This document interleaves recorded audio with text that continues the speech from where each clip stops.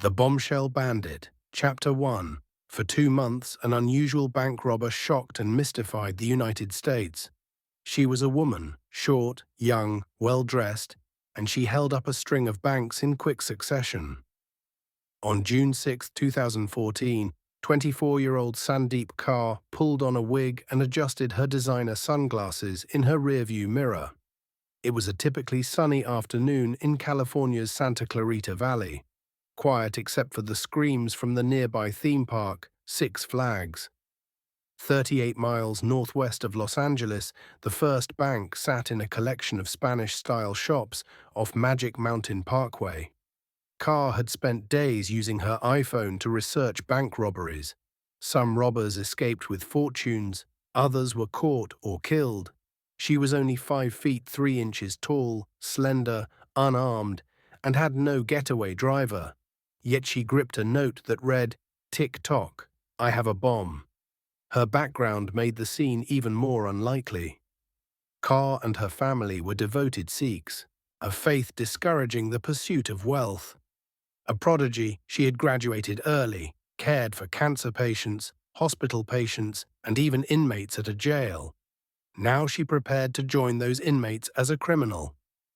At 2:30 p.m., she approached the bank's doors, but an FBI-trained greeter using the safe catch technique startled her with a cheerful, "Hey, how can I help you?" She panicked and fled. Back in her car, drinking a stolen water bottle, she spotted a nearby Bank of the West. Inside, she approached a teller, slid the note over the counter, and walked out with just $21,200.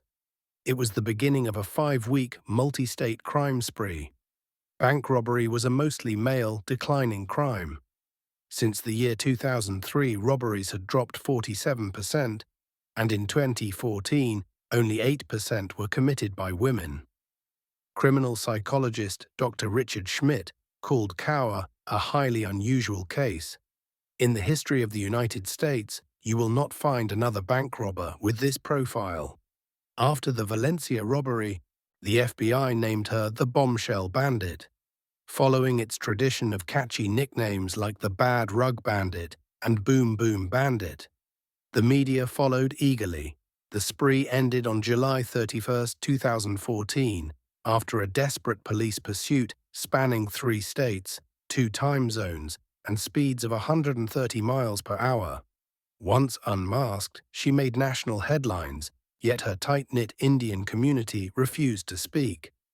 But on January 28, 2015, she responded to a journalist's letter. Her attorney wrote, "Ms. Kaur would like to meet with you." At 25 in the Iron County Jail in Cedar City, Utah, she cried as she spoke about the shame she had brought on her family. Her story was long, complex, and in many ways unexpected. She had been born in Chandigarh, India, on November 11, 1989, then moved at 7 to San Jose, California, where she grew up feeling like an outsider. Her family struggled to assimilate, and after the 9/11 attacks, she was bullied and called a terrorist. Eventually, she and her brother were sent to a boarding school in the eastern Himalayas. Back in America, Kaur described a strict household, no phones, TV, or friends, and harsh punishments. Her closest confidant was her cousin, Amandeep, who admitted that Kaur was the more responsible one. A nursing manager inspired her to take up nursing at age 14. She graduated early, became a licensed vocational nurse at 19, and earned up to $6,000 a month. She lived cheaply and saved aggressively. Then came 2008. The US economy crashed, and Kaur took a gamble, literally, investing all her savings and some of her parents' money into stocks like Bank of America, AIG, and Prudential.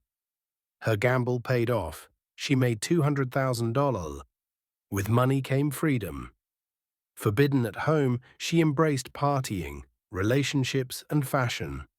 She moved to Sacramento, studied nursing, and even worked at the Sacramento County Jail.